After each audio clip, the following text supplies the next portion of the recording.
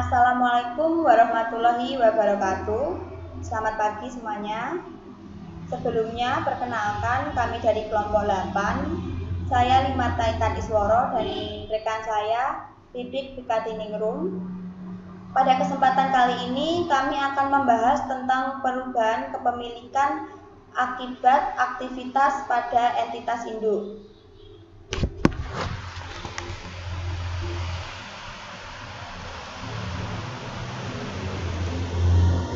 Perubahan kepemilikan ini bisa terjadi karena membeli kepemilikan saham dan menjual sebagian kepemilikan kepada pihak lain. Yang pertama, saya akan membahas tentang entitas induk mengakuisisi saham tambahan dari pihak ketiga.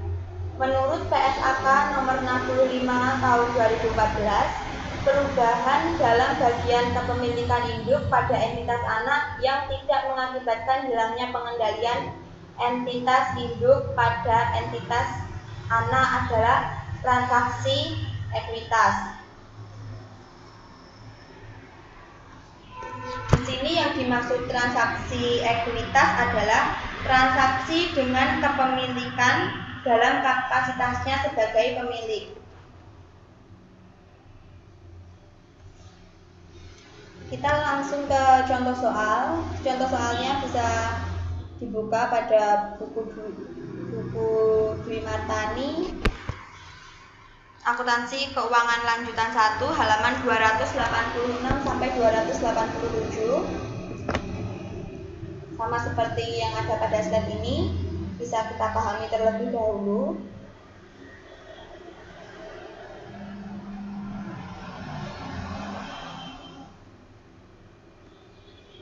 Selanjutnya kita langsung ke perhitungan. Perhitungan yang pertama ada nilai aset bersih PT Anak 31 Desember 2015 sebesar 720 juta. Lalu persentase tambahan kepemilikan 30%. Sehingga kita bisa menghitung penambahan nilai tercatat investasi yaitu 720 juta dikali dengan 30% yang menghasilkan 216 juta. Lalu imbalan dibayarkan atas 30% kepemilikan sebesar 250 juta. Ini juga terdapat pada soal, sehingga menghasilkan selisih min 34 juta. Selisih min 34 juta ini tidak boleh diakui sebagai kerugian pada laba rugi, tetapi pada ekuitas karena merupakan transaksi ekuitas. Setelah menghitung perhitungannya, kita bisa membuat jurnal. Jurnalnya pada 31 Desember 2015, investasi sebesar 216 juta, ekuitas tambahan modal disetor sebesar 34 juta, pada kas 250 juta. Lalu kita masuk ke perhitungan jurnal eliminasi. Di sini ada rasio. Rasio ini didapat dari perbandingan antara kepemilikan dan non-kepentingan pengendalian. Untuk PT Induk ini rasionya 60%. 60% ini didapat dari soal yang menyatakan bahwa PT Induk membeli kepemilikan atas saham PT Anak sebesar 60%. Jadi untuk kepentingan non pengendaliannya itu 40%.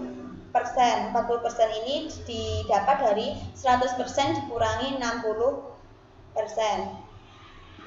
Selanjutnya, saldo 2 Januari 2015 PT Induk 420 juta dan kepentingan non pengendalian 280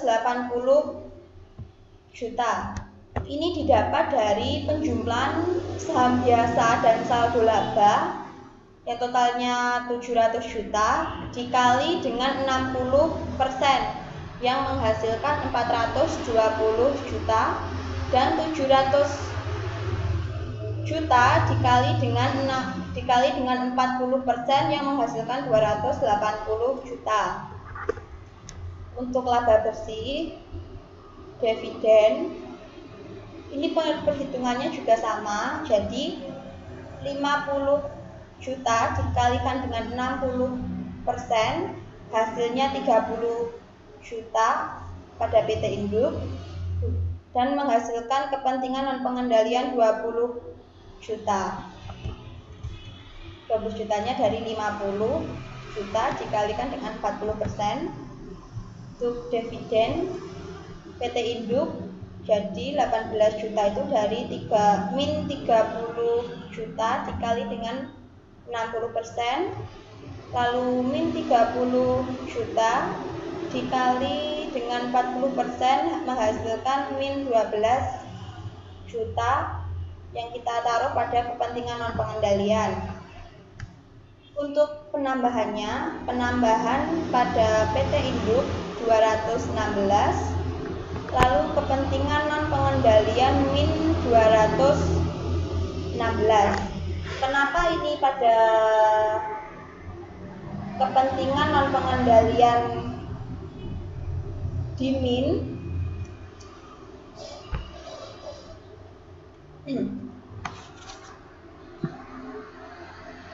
Karena agar jumlah pada baris tersebut bisa dinolkan, maka kepentingan non pengendalian dikurangkan sebesar 216 juta. Selanjutnya, saldo 31 Desember 2015 rasionya 90 banding 10%. Kenapa kok 60 menjadi 90? Karena tadi ada penambahan sebesar 30% pada PT Induk, sehingga 90 banding 10.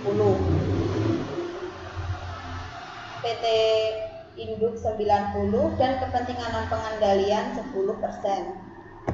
Ini untuk perhitungannya kita bisa langsung jumlahkan. PT Induk saldonya 648 juta, kepentingan non pengendalian saldo 31 Desembernya 72 juta, saham biasa 500 juta, saldo laba 220 juta. Untuk kepentingan non pengendalian ini untuk kepentingan non pengendalian 72 juta ini didapat dari 10% dikali 720 juta. Selanjutnya kita membuat jurnal eliminasi, yaitu saham biasa 500 juta, saldo laba 200 juta, bagian laba atas PT Anak 30 juta, bagian laba non pengendalian 20 juta, pada dividen diumumkan 30 juta, investasi pada PT Anak 648 juta, dan kepentingan non pengendalian 72 juta.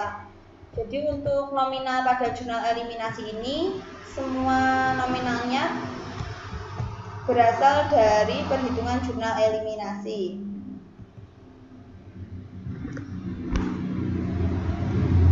Lalu yang kedua, saya akan membahas akuisisi pada periode interim. Perlakuan akuntansinya berdasarkan PSAK nomor 65 tahun 2014 menyatakan bahwa entitas induk memasukkan penghasilan dan beban entitas anak dalam laporan konsolidasi mulai dari perolehan pengendalian sampai dengan tanggal ketika entitas kehilangan pengendalian atas entitas anak. Kita langsung ke contoh soal.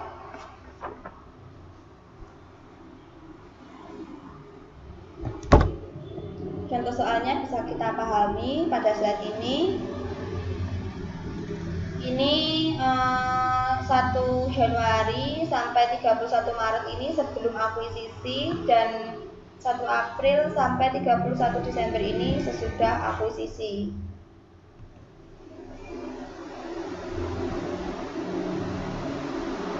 Jika akuisisi dilakukan pada tanggal 1 April 2015 dalam periode interim, maka perhitungan goodwill juga dilakukan berdasarkan nilai ekuitas tanggal akuisisi, yaitu 1 April 2015.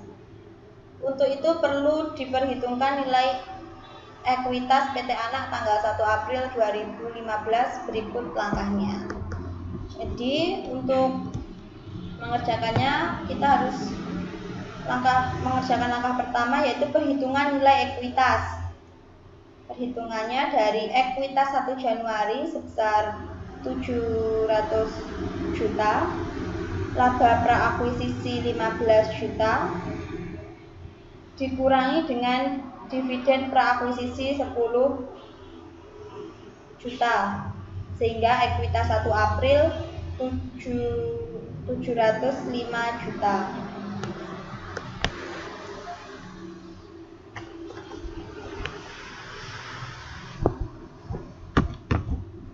Langkah kedua yaitu perhitungan goodwill. Yang pertama, biaya perolehan ditambah nilai wajar non pengendalian sebesar 750 juta dijumlah dengan nilai tercatat saat akuisisi 705 juta. Mohon maaf, itu tadi dikurangkan, jadi menghasilkan selisih 45 juta. Lalu dialokasikan kepada mesin. Ini dialokasikan kepada mesin sebesar 10 juta karena umur ekonomis mesin selama 5 tahun dan per tahunnya itu 2 juta. Jadi totalnya 10 juta, sehingga menghasilkan goodwillnya 35 juta, hasil dari selisih dikurangi dengan mesin. Lanjut, kita masuk ke perhitungan jurnal eliminasi untuk ekuitas.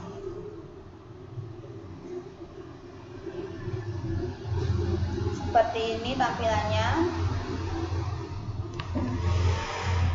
Ini saldo 1 Januari 2015 560 juta. Ini didapat dari 700 juta. Sama seperti yang tadi, dari 700 jutanya itu dari saham biasa dan saldo laba. Jadi 700 juta dikali dengan 80% dan kepentingan non pengendalian yaitu 140 juta ini didapat dari 700 juta dikali dengan 20%. Selanjutnya pendapatan pra-akuisisi untuk PT Induk 28 juta, kepentingan non pengendali 7 juta, sehingga menghasilkan saldo laba 35 juta. Beban pra-akuisisi min 16 juta, kepentingan non pengendalian min 4 juta, sehingga menghasilkan saldo laba min 20 juta. Dividen pra-akuisisi PT Induk min 8 juta, kepentingan non pengendalian min 2 juta, sehingga menghasilkan saldo laba min 10 juta. Lalu saldo 1 April 2015 2015 564 juta, kepentingan non pengendali 141 juta, saham biasa 500 juta, dan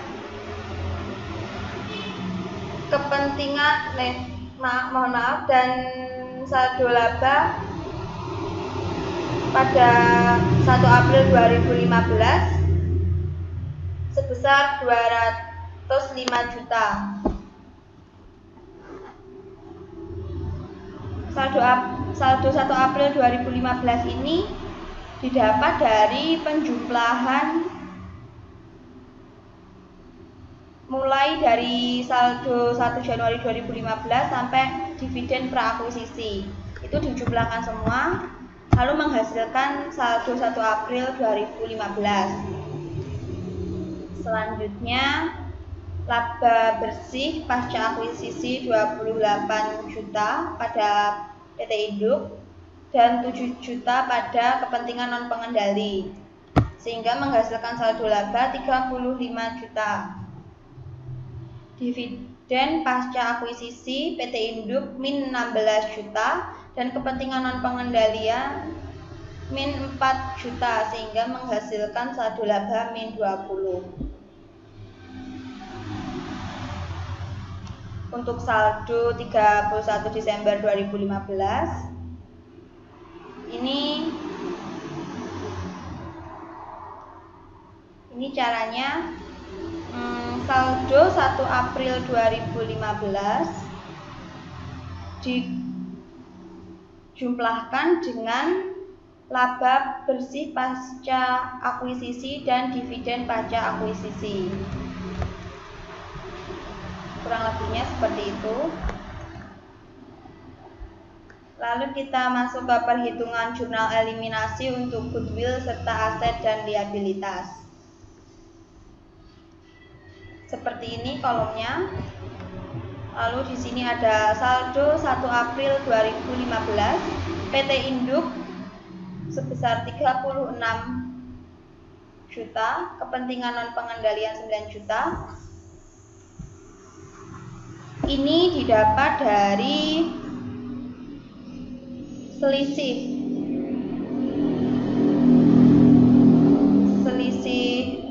yang kita kerjakan tadi dikali dengan, untuk yang PT Induk selisih yang kita dapatkan tadi dikalikan 80% sehingga menghasilkan nominal 36 juta pada PT Induk, dan selisih dikalikan dengan 20% sehingga menghasilkan saldo kepentingan non pengendali 9 juta. Untuk mesin sudah dijelaskan dalam perhitungan tadi, kita tinggal memasukkan, dan begitu juga dengan goodwill. Selanjutnya amortisasi PT Induk. Ini akumulasi penyusutannya min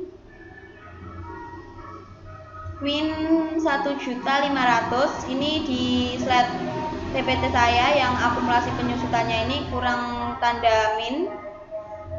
Lalu di 1.500.000 ini dirinci lagi pada PT Induk sebesar 80%. Jadi min 1.500.000 dikali dengan 80% menghasilkan min 1.200 pada PT Induk, dan kepentingan non pengendaliannya amortisasi min 300.000. Ini didapat dari 1.500, min 1.500 dikali dengan 20%. Untuk saldo 31 Desember 2015-nya ini merupakan pengurangan dari saldo 1 April dengan amortisasi. Demikian juga dengan kepentingan non pengendalian juga dikurangkan. Lalu mesin 10 juta, akumulasi penyusutan min 1.500.000 dan goodwill 35 juta. Selanjutnya kita bisa membuat jurnal eliminasi. Untuk jurnal eliminasi ini angka-angkanya bisa kita dapat pada perhitungan yang telah kita buat tadi. Jadi kita tinggal memasukkan saja.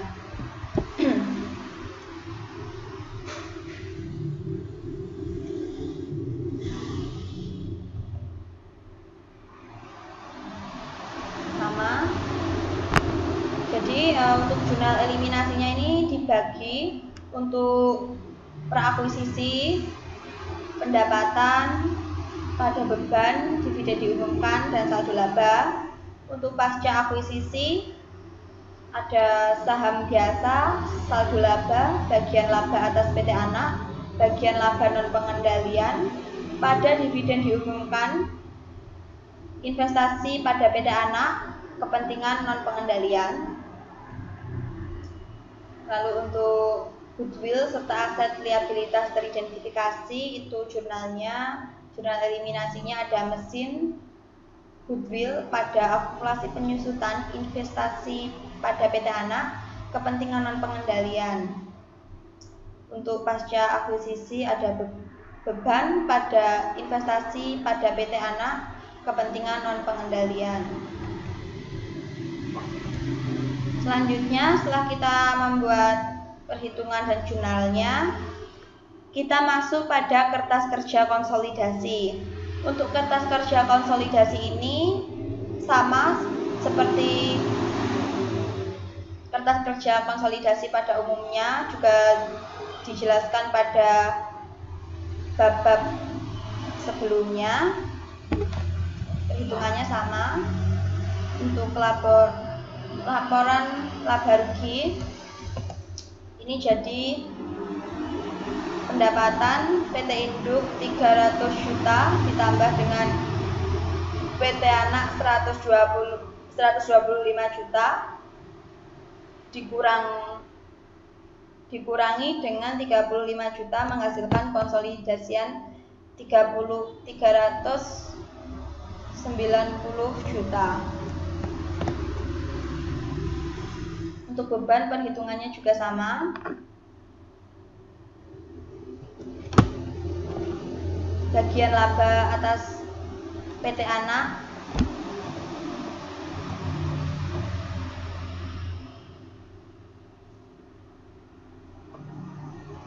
Rp26.800.000, lalu dieliminasi, dikosongkan semua. Eliminasinya 28, debit dan kredit 100 dan kreditnya 1.200 juta sehingga konsolidasiannya 0. Untuk laba bersihnya ini total keseluruhan dari pendapatan sampai bagian laba atas PT Anak. Seperti ini tampilannya. Untuk nominal-nominal yang terdapat pada eliminasi ini nominalnya semua terdapat pada jurnal eliminasi yang telah kita buat tadi. Jadi kita tinggal memasukkannya saja. Seperti itu.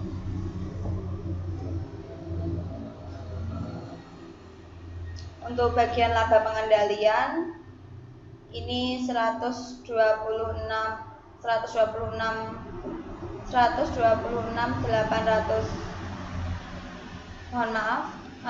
bagian laba pengendalian 126.800 ini dari penjumlahan laba bersih dan bagian laba non pengendalian. Lanjut ke laporan perubahan saldo laba. Bisa kita lihat di sini.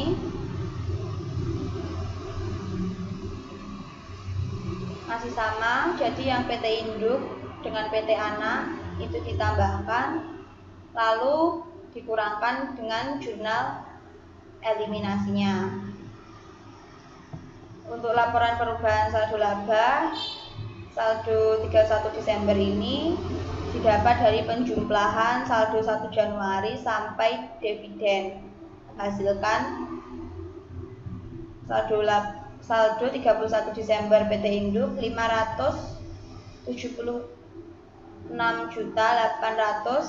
PT Anak 220 juta, dan konsolidasi 576.800.000. Untuk laporan posisi keuangan masih sama, jadi PT Induk ditambahkan dengan PT Anak lalu menghasilkan konsolidasian. Lalu yang sedikit berbeda ini investasi pada PT Anak, PT Induk dikurangi dengan jurnal eliminasi kredit 576 juta dengan 34.800.000 sehingga hasilnya 0 karena ini dinolkan, dieliminasi. Lalu ada tanah, perhitungannya juga masih sama. Bangunan dan mesin perhitungannya juga sama. PT Induk tambah PT Anak dikurangi dengan jurnal eliminasi sehingga menghasilkan konsolidasi. Akumulasi penyusutan juga caranya masih sama. Lalu untuk goodwill ini debit 35, ini juga kita dapat dari perhitungan tadi, sehingga laporan posisi keuangan jumlah asetnya 1.767.200.000 dan PT Anak jumlah aset 780 juta dan konsolidasiannya 1.979.900.000. Lalu ada utang usaha, utang bank, ini perhitungannya juga masih sama, PT Induk ditambah PT Anak menghasilkan konsolidasi. Lalu saham biasanya ini perhitungannya juga sama, dikurangkan dengan eliminasi. Saldo laba juga sama, PT Induk ditambah dengan PT Anak.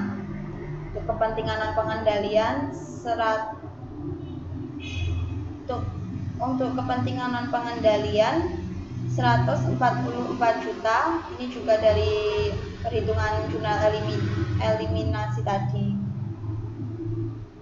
Terus untuk kepentingan non pengendalian ini ada 2, lalu jadi 144 juta ditambah dengan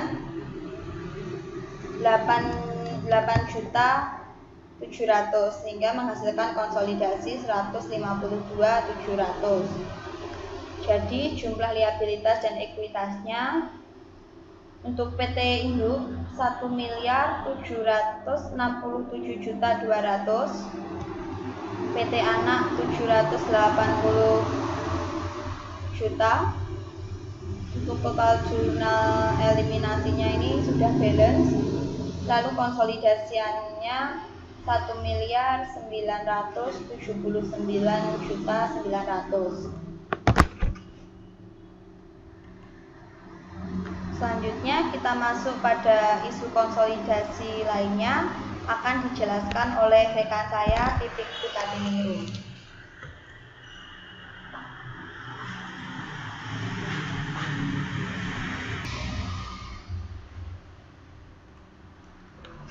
Kemudian saya akan melanjutkan isu konsolidasi lainnya.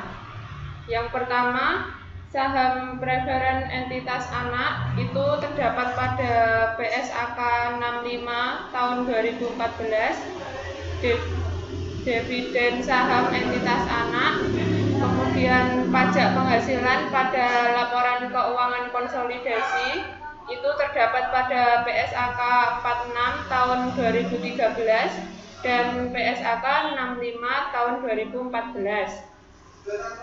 Kemudian ada laba per saham konsolidasi terdapat pada PSAK 56 revisi 2010 Dan yang terakhir, laporan arus kas konsolidasian terdapat pada PSAK 2 revisi 2014.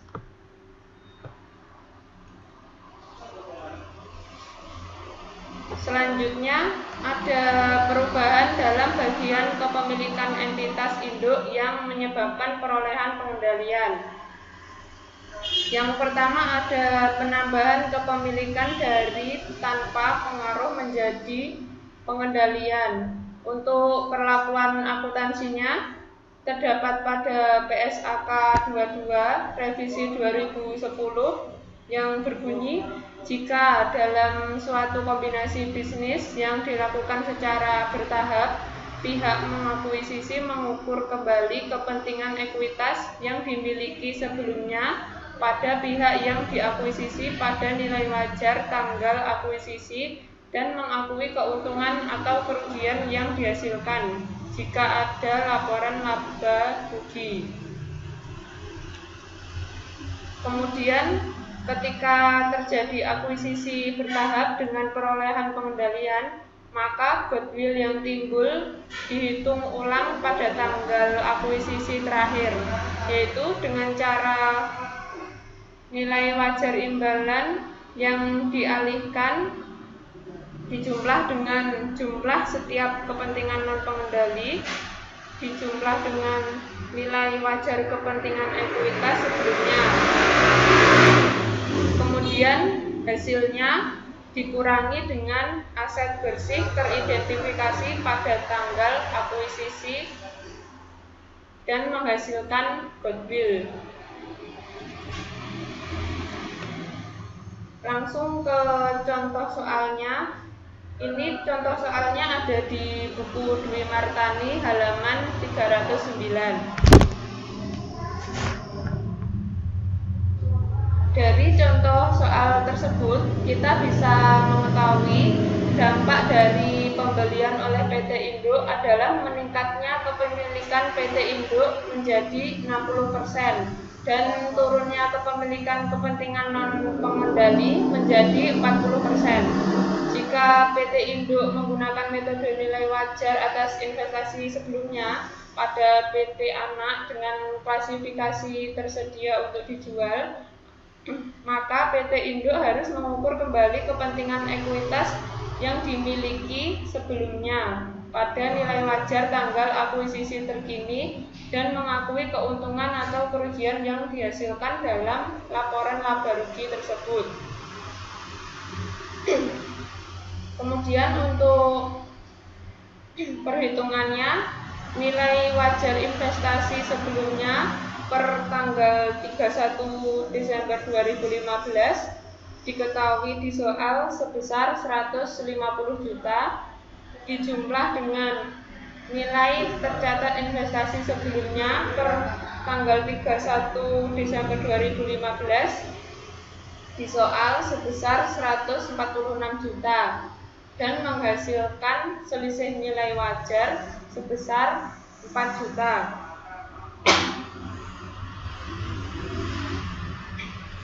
Kemudian selisih 4 juta tadi diakui di laporan laba rugi dan saldo penghasilan komprehensif lainnya yang diakui sebelumnya yang sebesar 6 juta juga dipindahkan ke laporan laba rugi. Untuk jurnal yang dicatat oleh PT Induk saat pembelian yaitu jurnal untuk mencatat investasi tambahan,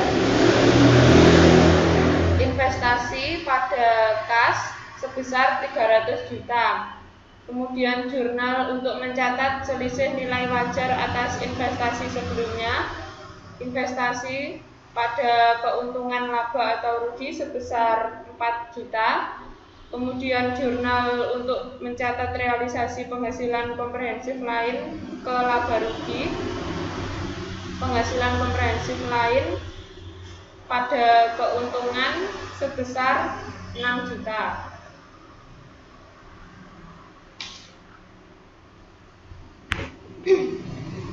Selanjutnya pada tanggal akuisisi tambahan memungkinkan timbulnya goodwill, sehingga harus dihitung dengan cara sebagai berikut. Nilai wajar imbalan yang dialihkan 40% sebesar 300 juta, itu sudah ada di soal. Kemudian ditambah dengan jumlah setiap kepentingan non pengendali 40% sebesar 300 juta, itu juga sudah ada di soal. Ditambah dengan nilai wajar kepentingan ekuitas sebelumnya 20% sebesar 150 juta, itu juga sudah ada di soal. Kemudian jumlahnya sebesar 750 juta, dikurangi dengan aset bersih teridentifikasi pada tanggal akuisisi 100% sebesar 720 juta, itu diperoleh dari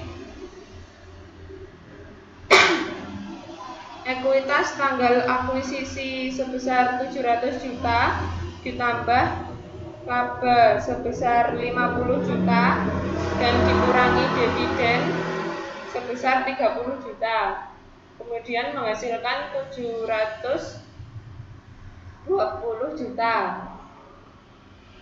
Untuk mencari goodwill, 750 juta dikurangi dengan 720 juta menghasilkan 300 juta.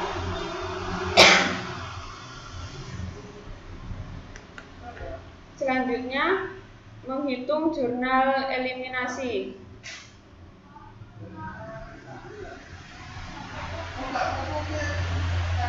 Yang pertama, investasi awal 20% sebesar 140 juta, itu sudah ada di soal. Ditambah dengan investasi awal 20%, ditambah dengan penyesuaian nilai wajar sebesar 6 juta, itu sudah ada di soal. Ditambah dengan penambahan 40% sebesar 300 juta, itu sudah ada di soal juga. Dan ditambah dengan selisih pengukuran kembali 20% sebesar 4 juta. Kemudian hasil investasi akhir 60% menghasilkan 450 juta.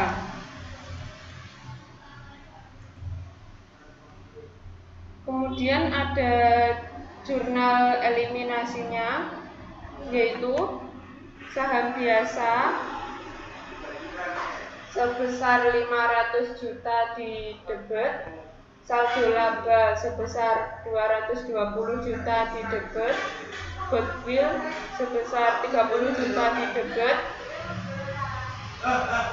investasi pada PT anak sebesar 450 juta di kredit, kepentingan non pengendali sebesar 300 juta di kredit, dan itu adalah jurnal untuk mengeliminasi ekuitas dan investasi pada PT anak.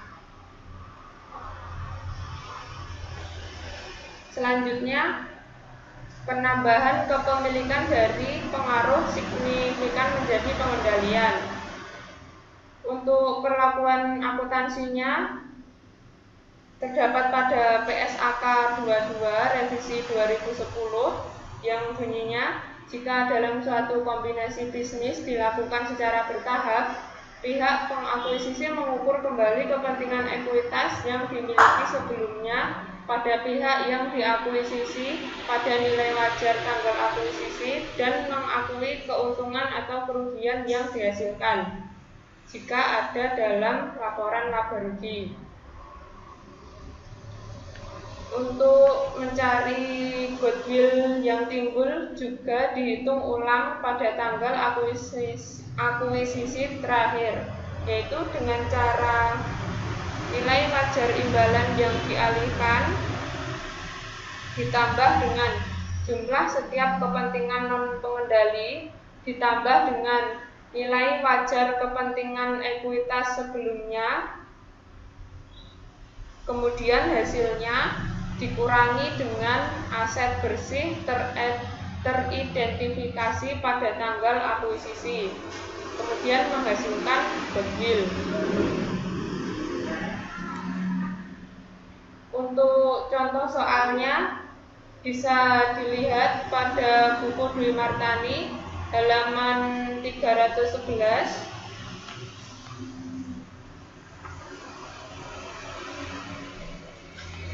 Dari contoh soal tersebut, kita bisa mengetahui dampak dari pembelian oleh PT Induk adalah meningkatnya kepemilikan PT Induk menjadi 60% dan turunnya kepemilikan kepentingan non-pengendali menjadi 40%. Jika PT Induk menggunakan metode nilai wajar atas investasi sebelumnya pada PT Anak, maka PT Induk harus menghitung nilai tercatat investasi tersebut pada tanggal akuisisi tambahan dan mengukur kembali pada nilai wajar tanggal akuisisi terkini dan mengakui keuntungan atau kerugian yang dihasilkan dalam laporan laba rugi. Selanjutnya, untuk perhitungannya, yang pertama, nilai wajar investasi sebelumnya per tanggal 31 Desember 2015 diketahui sebesar 150 juta. Kemudian nilai investasi awal 2 Januari 2015 sebesar 140 juta. Kemudian untuk bagian laba PT Anak 20% sebesar 10 juta itu diperoleh dari 20% dikali dengan 50 juta. Begitupun untuk dividen dari PT Anak 20% sebesar 6 juta itu diperoleh dari 20% dikali dengan 30 juta. Kemudian nilai tercatat investasi sebelumnya per tanggal 31 Desember 2015 itu 140 juta ditambah dengan 10 juta ditambah 6 juta menghasilkan 144 juta. Kemudian selisih nilai wajarnya itu diperoleh dari 150 juta dikurangi dengan 144 juta menghasilkan 6 juta.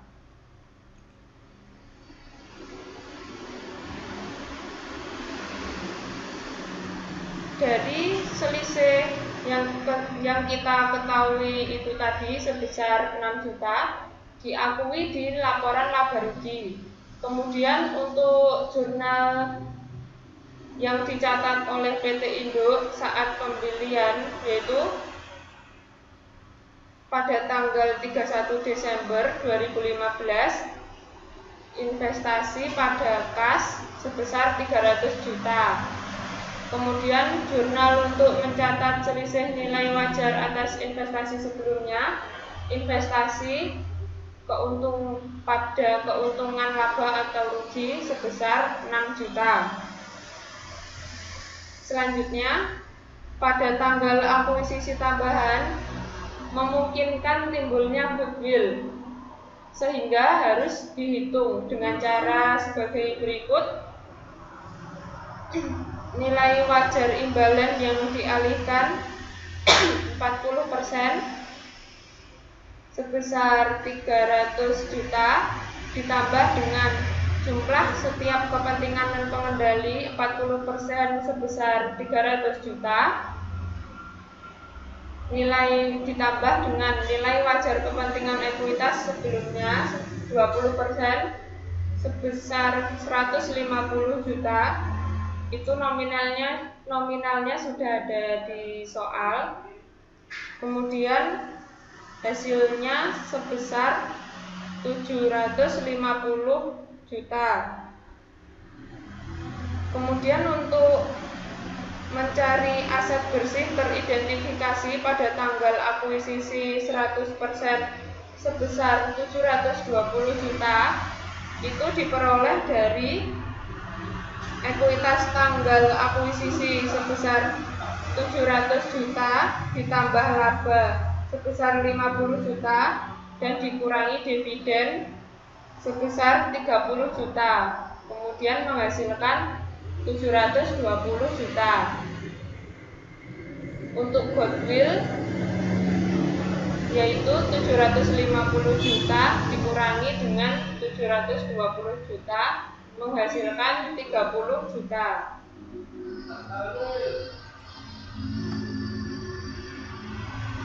Selanjutnya ada jurnal eliminasi. Untuk membuat jurnal eliminasi ini, maka sebaiknya kita terlebih dahulu menghitung saldo investasi pada tanggal laporan keuangan konsolidasi per 31 Desember 2015 dengan cara sebagai berikut. Investasi awal 20% sebesar 140 juta itu diperoleh dari soal, kemudian ditambah dengan bagian laba PT Anak 20% sebesar 10 juta, itu juga ada di soal, ditambah dengan dividen dari PT Anak 20% sebesar 6 juta, ditambah dengan penambahan 40% sebesar 300 juta, ditambah dengan selisih pengukuran kembali 20% sebesar 6 juta.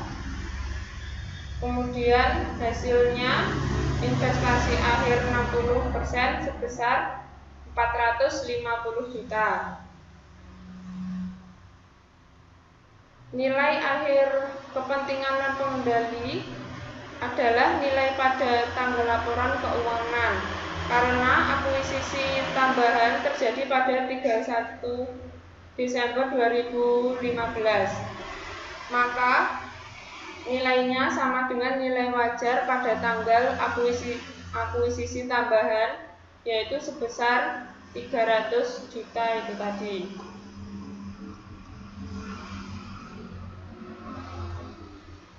Selanjutnya ini ada perhitungan jurnal eliminasi untuk ekuitas.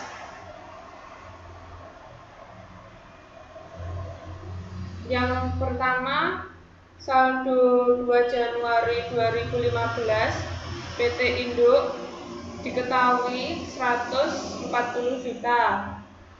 Kemudian laba bersihnya diketahui 10 juta dan dividennya sebesar 6 juta, itu diperoleh dari 30 juta dikali dengan rasio 20%. Untuk penambahan PT Induk sebesar 288 itu diperoleh dari 40% dikali dengan 720 juta.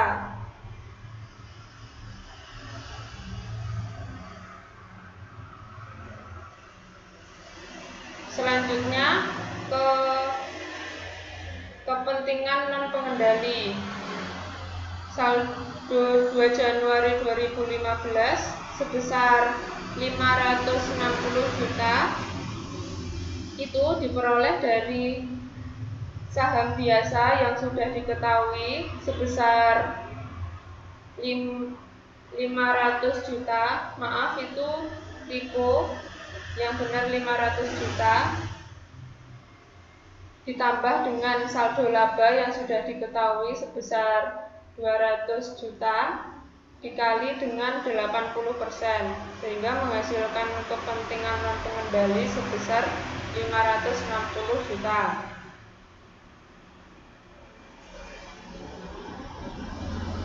Kemudian untuk laba bersihnya sebesar 40 juta itu diperoleh dari 50 juta saldo laba dikali dengan rasio 80%, sehingga menghasilkan 40 juta.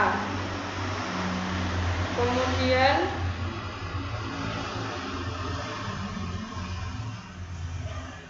dividennya sebesar 24 juta itu diperoleh dari 30 juta dikali dengan 20%.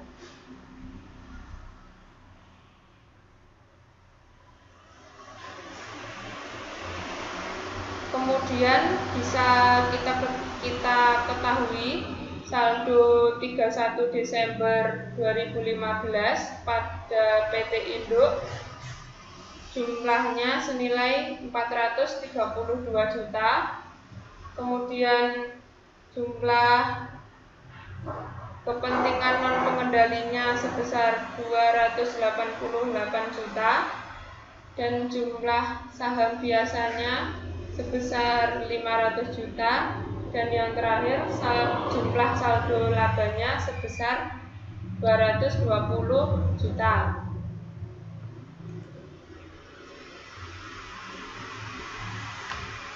Selanjutnya ada jurnal eliminasi yang diperlukan, yaitu saham biasa sebesar 500 juta di debit, kemudian saldo laba sebesar 200 juta di debit, bagian laba atas PT Anak sebesar 10 juta di debit, bagian laba non pengendali sebesar 40 juta di debit, dan dividen diumumkan sebesar 30 juta di kredit. Investasi pada PT Anak sebesar 432 juta di kredit. Kepentingan non pengendali sebesar 288 juta di kredit. Itu adalah jurnal untuk mengeliminasi ekuitas dan investasi pada PT Anak.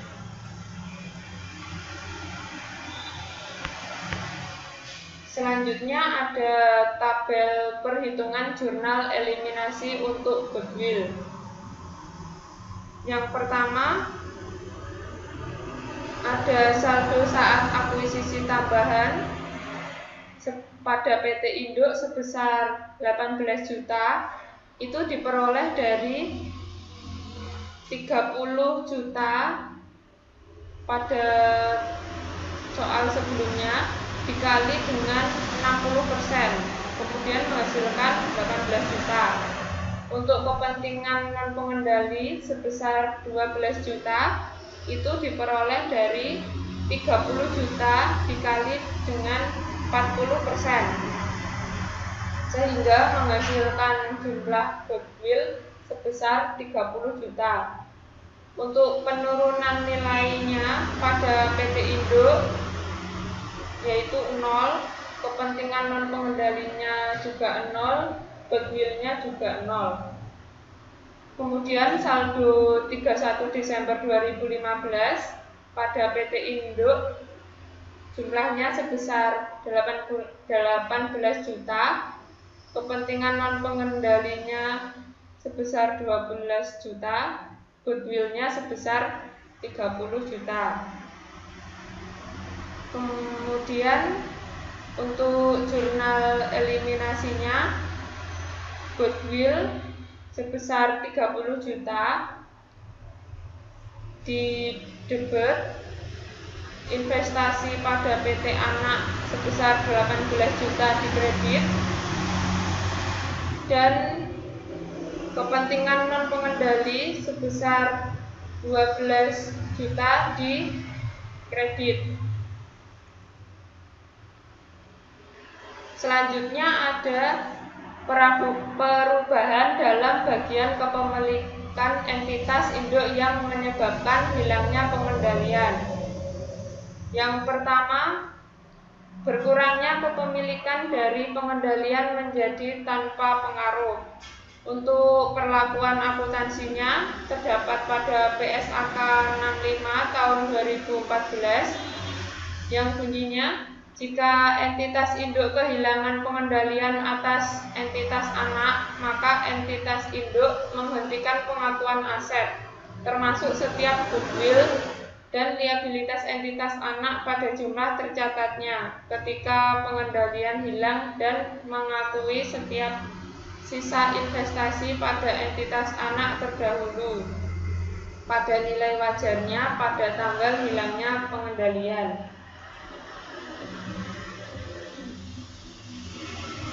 Selanjutnya, untuk keuntungan atau kerugian tersebut terdiri dari dua bagian, yaitu yang pertama dengan cara nilai wajar imbalan yang dialihkan dikurangi dengan nilai tercatat investasi yang dilepas.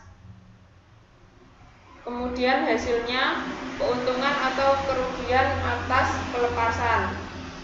Cara yang kedua, nilai wajar investasi yang tersisa dikurangi dengan nilai tercatat investasi yang tersisa, menghasilkan keuntungan atau kerugian atas pengukuran kembali. Selanjutnya, untuk mencari keuntungan atau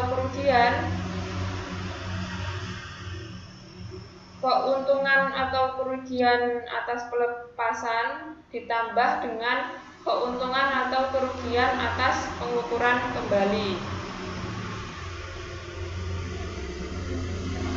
Ini adalah contoh soalnya, bisa dilihat di buku Dwi Martani halaman 315.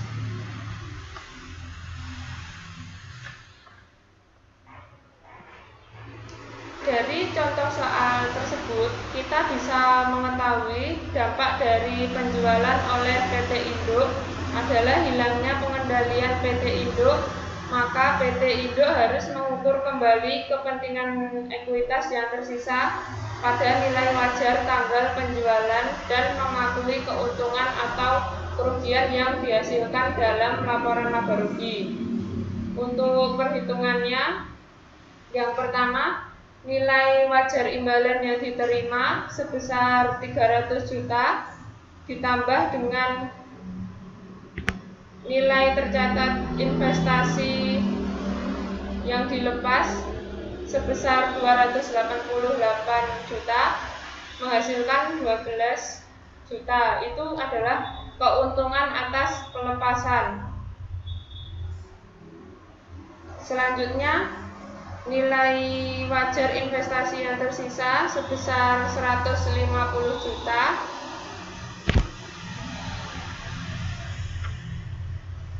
ditambah dengan nilai tercatat investasi yang tersisa sebesar 144 juta. Itu tadi dikurangi, kemudian menghasilkan keuntungan atas pengukuran kembali sebesar 6 juta. Kemudian untuk keuntungan atau kerugiannya 300 juta ditambah dengan 6 juta menghasilkan 18 juta. Untuk keuntungan atau kerugiannya 12 juta ditambah dengan 6 juta dan hasilnya 18 juta.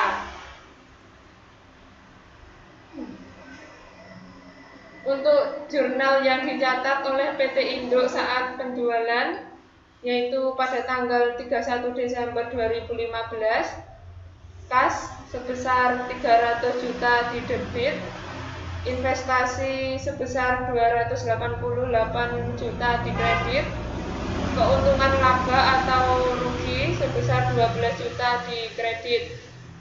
Itu tadi jurnal untuk mencatat pelepasan investasi. Kemudian jurnal untuk mencatat selisih nilai wajar atas investasi sebelumnya, yaitu investasi sebesar 6 juta investasi pada keuntungan laba atau rugi sebesar 6 juta. Selanjutnya, berkurangnya kepemilikan dari pengendalian menjadi pengaruh signifikan. Hal ini jika pengendalian entitas induk hilang, namun masih memiliki pengaruh signifikan atas entitas anak. Perlakuan akuntansinya sama dengan pembahasan sebelumnya, ketika entitas induk sudah tidak memiliki pengaruh signifikan. Entitas induk mengakui setiap sisa investasi pada entitas anak terdahulu pada nilai wajarnya pada tanggal hilangnya pengendalian. Sekian presentasi dari kelompok kami. Mohon maaf jika ada salah kata.